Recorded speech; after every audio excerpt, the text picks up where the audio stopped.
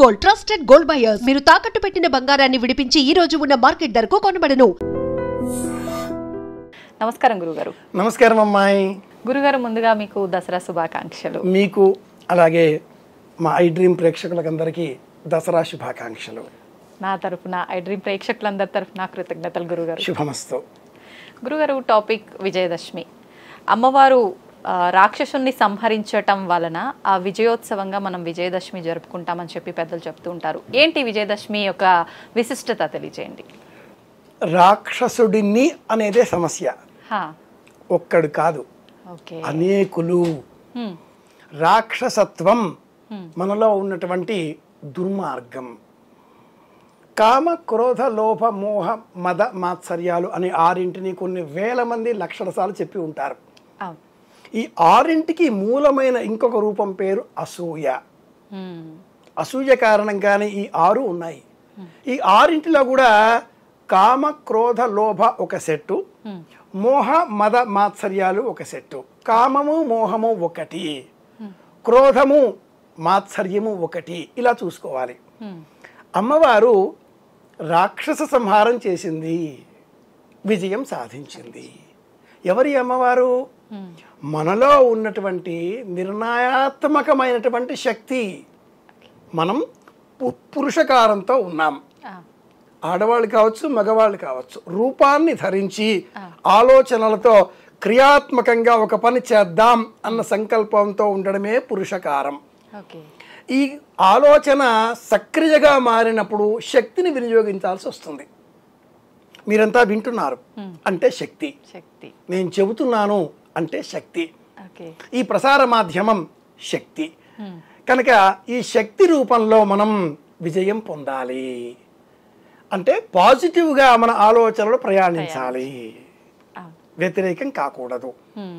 9 రోజులు నవరాత్రులు అమ్మవారిని అంటే శక్తిని నవరూపాలతో అర్చించి అనేక నియమాలతో. మొదటి నియమం నేలపైన పడుకోవడం, రెండవ నియమం ఏకభుక్తం, మూడవ నియమం అబద్ధాలు ఆడకపోవడం, నాలుగవ నియమం సమాజంలో ఎవరికి కష్టం కలిగించకుండా ప్రవర్తించడం, ఐదవ నియమం పొరపాటుగా కూడా ఇతరుల వస్తువులను దొంగిలించకపోవడం, ఆరవ నియమం పొరపాటుగా కూడా ఇతరులకు నష్టం కలిగించే, కష్టం కలిగించే మాటలను ఇతరులతో, కొండెములు అంటాం, చాడీలు, పితీరులు చెప్పకపోవడం, ఎనిమిదవ నియమం అనవసరంగా ఇతరుల విషయాల్లో జోక్యం కలిగించకపోవడం. ఈ లాస్ట్ రెండు చాలా మంది చేస్తుంటారు. తొమ్మిదవ నియమం నేను పొందిన ఈ శక్తి ప్రపంచవ్యాప్తంగా అందరికీ మేలు కలగాలి అనే దీక్షతో ఉండడం. ఆలయం ఎవరిదన్నా కావచ్చు, ఆ దైవం చుట్టూ మనం తిరుగుతున్నాం. ఎందుకని? ఆలయం పెద్ద శక్తి అనుకుని, మనం చిన్న శక్తి కనుక. సూర్యుడు పెద్ద శక్తి కనుక సూర్యుని చుట్టూ చిన్న శక్తి అయిన భూమి తిరుగుతోంది. భూమి కంటే కూడా ఇంకా చిన్న శక్తి చంద్రుడు కనుక భూమి చుట్టూ తిరుగుతున్నాడు. ఇలా పెద్ద శక్తి చుట్టూ చిన్న శక్తి అనే ఆలోచన చేసి నవరాత్రులు ఈ నవ నియమాలతో ఉంటే విజయం సాధిస్తాం. అది 10వ రోజు. ఆ రోజు తప్పనిసరిగా దసరా నాడు శ్రవణ నక్షత్రం ఉంటుంది. శ్రవణము అంటే వినడం అని అర్థం. సుశ్రవ సుశ్రవసం, బాగా వినాలి. ఖగోళ విజ్ఞానం అంటే ఆస్ట్రానమీ, ఆస్ట్రాలజీ కాదు. ఆస్ట్రాలజీ ఆ ఫలితాలు చెప్పి కాసులు చేసుకునేది, అది సత్యమైంది కాదు అనే విషయం మనకు అనవసరం. ఖగోళ విజ్ఞానాన్ని పరిశీలించి శ్రవణము, ఎదుటివారు ఏం చెబుతున్నారో మనం వినే ఓపిక పెంచుకోగలిగితే అదే విజయం. మన వద్ద ఉన్న ఇన్ఫర్మేషన్ మన వద్దే ఉంటుంది. ఎదుటి వాళ్ళు ఏమైనా చెబుతూ ఉంటే అది కూడా వినేస్తున్నాం కాబట్టి నేర్చుకుంటామా లేదా తర్వాత సంగతి, వింటున్నాం ముందు. అప్పుడు మన వద్ద ఆ విషయం రెట్టింపు అవుతుంది. Energy, knowledge. అవసరం ఉంటే సమాధానం ఇస్తాం, లేదా నవ్వేసి ఊరుకుంటాం. ఇది విజయదశమి రహస్యం. బాగా వినడం నేర్చుకుందాం, ప్రశాంతంగా ఉందాం. శ్రవణ నక్షత్రం చంద్ర నక్షత్రం, అమ్మని గౌరవించే ప్రయత్నం చేద్దాం. సోదరి కూతురు, అమ్మ అందరిలో కూడా శక్తిని గమనించే ప్రయత్నం చేద్దాం. ఓకే. విజయదశమి అంటే నవరాత్రులలో ఏ ఎనర్జీ మనం పొందామో ఆ పొందిన ఎనర్జీతో ప్రపంచానికి మేలు కలిగే పని చేయడం. మనం ఏం చేస్తున్నాం? జమ్మి చెట్టు దగ్గరికి వెళ్తున్నాం, సాయంత్రం పూజ చేస్తున్నాం, పాలపిట్ట చూస్తున్నాం, దేవాలయ దర్శనం చేస్తున్నాం, కొత్త బట్టలు వేసుకుంటున్నాం. ప్రజలందరికీ నా కొత్త బట్టలు చూశారా అని ప్రదర్శన ఎగ్జిబిషన్ చేస్తున్నాం. ఇంటికి వచ్చేసేసి అతి గుంభనంగా బంగారం అన్నట్లుగా ఆకాశింత జమ్మి ఆకు, చింత ఆకు వలె ఉండే చిన్నది, అలాగే రూపాయి కాసంతా ఉండే ఆరే చెట్టు కొమ్మ ఆకు కాస్త పెద్దగా ఉంటుంది. జమ్మి ఆకు, ఆరే చెట్టు, వెండి బంగారం, వాటిని అందించి నమస్కారం చేస్తున్నాం. నిజానికి జమ్మి చెట్టు బెరడుకు అనేక ఆయుర్వేద విలువలతో కూడుకున్న ప్రయోజనాలు ఉన్నాయి. జమ్మి చెట్టు బెరడు ఉడకబెట్టి ఆ నీరు స్వీకరిస్తే మహిళలకు సంబంధించిన మాసిక నియమాలలో వచ్చే దోషాలు తొలగిపోతాయి. ఆయుర్వేద రహస్యం. కృష్ణ యజుర్వేదంలో బ్రహ్మదేవుడు అగ్నిహోత్రుని పుట్టిస్తే అగ్నిహోత్రుడు బ్రహ్మనే కాల్చడం మొదలెట్టాట. దాంతో ఆ బ్రహ్మ వెంటనే జమ్మి చెట్టును సృష్టించడంతో అగ్నిహోత్రుడిని శమింపజేయగలిగాడు ఆ ఆకులతో. కనుక జమ్మి ఆకులలో విపరీతమైన వేడి ఉంటుంది. పూర్వకాలంలో అగ్నిని మతించాలి అంటే ఒక చెక్క ముక్క మీద ఇంకో చెక్క ముక్క పెట్టేసి ఇలా మతించేసేసి అగ్ని జ్వాజ్వల్యంగా తీసేవారు కదా. ఆ దిగువన ఉండే చెక్క ముక్క జమ్మి చెట్టు, ఎగువన ఉండే చెక్క ముక్క రావి చెట్టు. ఇలా ఈ జమ్మి చెట్టును పూజించడంలో అర్థం ఏమిటి అంటే మనలో ఉండేటటువంటి కోపము, ఆగ్రహము, అగ్నిహోత్ర స్వభావము తొలగిపోవాలి. అయితే గురుగారు కరెక్టే మీరు చెప్పింది, కానీ విజయదశమికి జమ్మి చెట్టుకే ఎందుకు కనెక్షన్? అదే చెప్పబోతున్నాను. 9 రోజుల ఉపవాస దీక్షలో ఉపవాసం ఉండి ఉండి ఉండి మనలో ఓపిక ఒక పతాక స్థాయికి చేరుతుంది. కొన్ని గంటలు ఓపికతో మనం ఉపవాసం ఉంటేనే నాకు కోపం రాదు కానీ అంటూ ఉంటాం. అలాంటిది 9 రోజులు వినే ఓపిక తెచ్చుకోవాలి. కనుక జమ్మి చెట్టు. ఆధారం మహాభారతం, ఆధారం రామాయణం. విరాట పర్వంలో పాండవులు అజ్ఞాతవాసం చేస్తూ మొట్టమొదటగా వాళ్ళందరి పేర్లు విజయ విజయ విజయ అనే పేర్లే ఉంటాయి. నాటక పరిభాషలో కంకుభట్టు, వలలుడు, బృహన్నల, తంత్రిపాల, దామగ్రంథి ఈ పేర్లు మనం పెట్టుకుంటాం. కానీ 5 పేర్లు రహస్యనామాలు విజయకేతనుడు, విజయసేనుడు అనే పేర్లే ఉంటాయి. తమ ఆయుధాలన్నింటినీ జమ్మి చెట్టు కొమ్మల్లో కట్టేశారు. ఓపిక కావాలి. వాళ్ళెవరు? పాండవులు, యోధాన యోధులు. అటువంటి వాళ్ళు ఒక చోట దాస్యం చేయడానికి వెళ్తున్నారు. ఎంత ఓపిక కావాలో. పైగా అర్జునుడు బృహన్నల, ఇంకెంత కావాలో ఓపిక. కనుక ధర్మరాజు కట్టేసి అబద్ధం ఆడాడు. ఇక్కడ మా తల్లి గారి శవం ఉంది అని చెప్పాడు.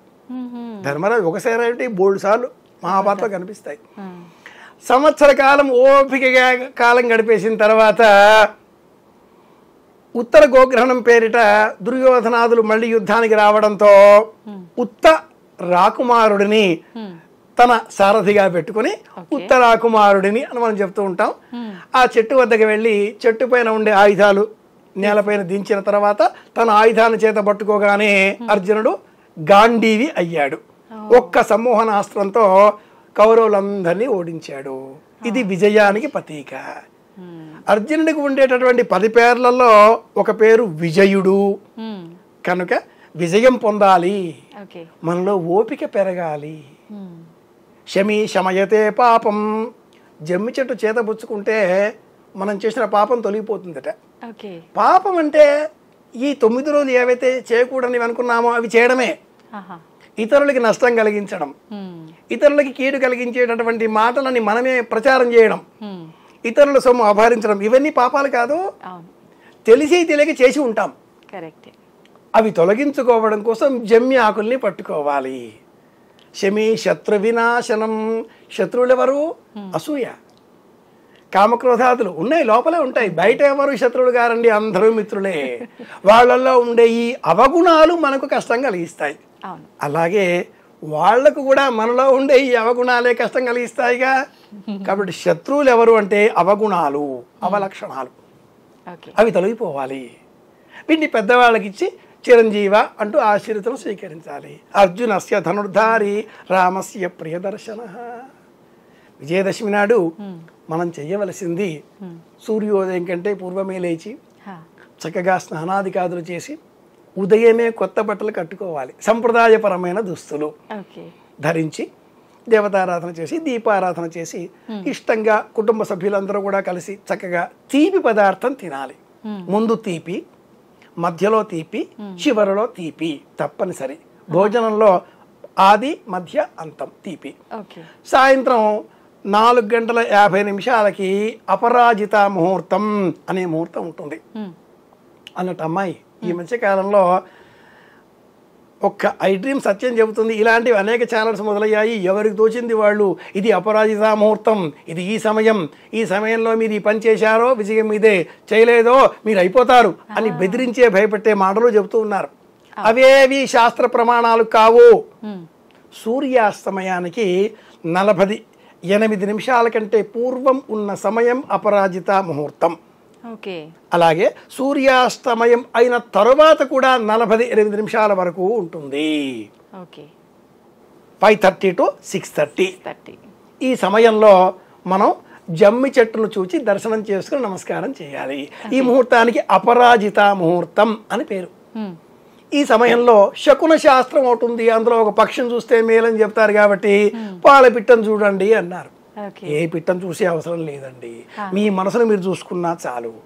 నేను అన్యాయం చేయను, నేను ఎవరికి పొరపాటుగా కూడా పితూరీలు చెప్పను, నా వల్ల ఎవరికి ఏ కష్టం కలగకుండా నా ప్రవర్తన ఈ క్షణం నుంచి మార్చుకుంటాను. అదే దశమి, అదే విజయదశమి. ఈ సమయంలో మనం ఏ సంకల్పం చేసినా, ఓ ఇల్లు కావాలి, ఉద్యోగంలో ప్రమోషన్ కావాలి, విదేశాలకు వెళ్ళాలి, ఉద్యోగంలో లేదా చదువులో ఉన్నత శ్రేణి కావాలి, అన్నీ ఫుల్ఫిల్ అవుతాయి, కంప్లీట్ అవుతాయి. ఎందుకని 9 రోజుల నియమంలో మిమ్మల్ని మీరు అప్డేట్ చేసుకున్నారు. వెర్షన్ మారిపోయింది.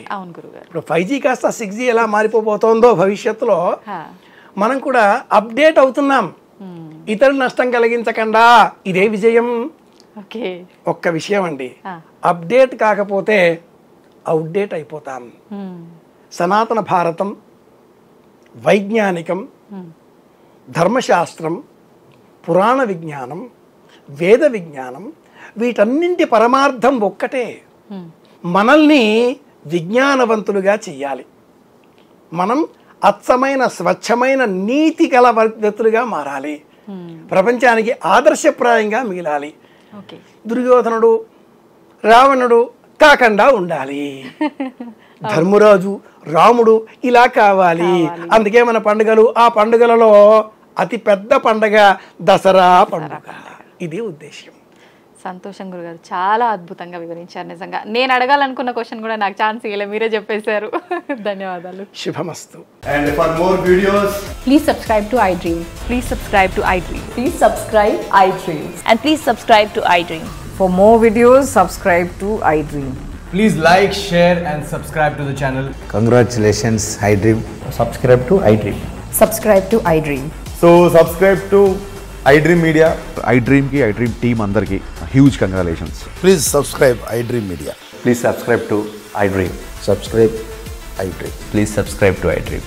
iDream అంటే నా కళల ఛానల్ సబ్స్క్రైబ్ చేసుకున్న నోరు తిరుగుతలేదు, మీరైతే గంట గుర్తు కొట్టండి. For more such videos, please subscribe to iDream. Subscribe to iDream. Please subscribe to iDream. Please subscribe iDream Media. Please do subscribe to iDream. Please subscribe to iDream Media. For best entertainment and information, please subscribe iDream. And don't forget to subscribe to iDream.